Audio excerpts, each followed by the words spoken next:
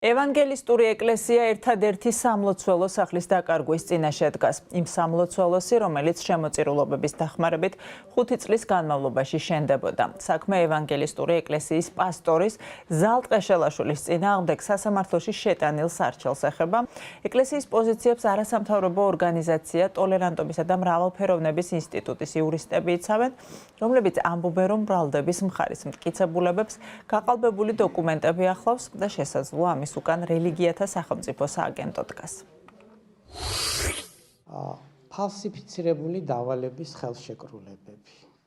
ის რომ პროკურატურა საეჭვოდ დუმს.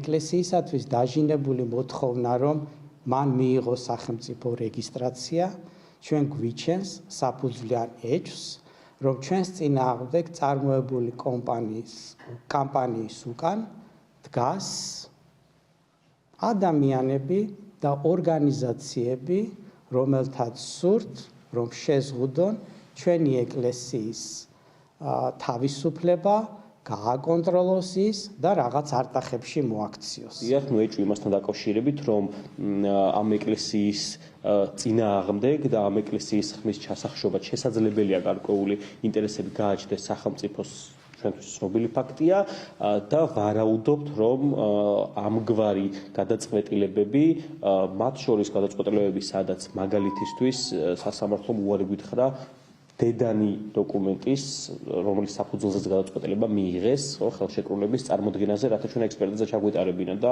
დაგვიმტკიცებინა, რომ ისინი ყალბია.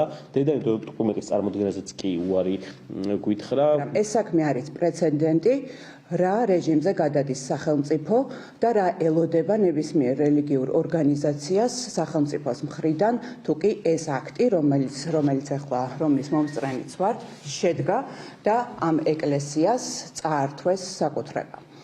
საკუთრების წართმევა ხდება ძალიან შენიღბული და ძალიან არაკეთილსინდისიერი გზებით და ცალსახად ჩანს, რომ გარდა იმისა, რომ არსებობს გარკვეული დაინტერესება, არის მცდელობა შელახონ უშუალოდ პასტორის რეპუტაცია და შელახონ ამ ეკლესიის რეპუტაცია.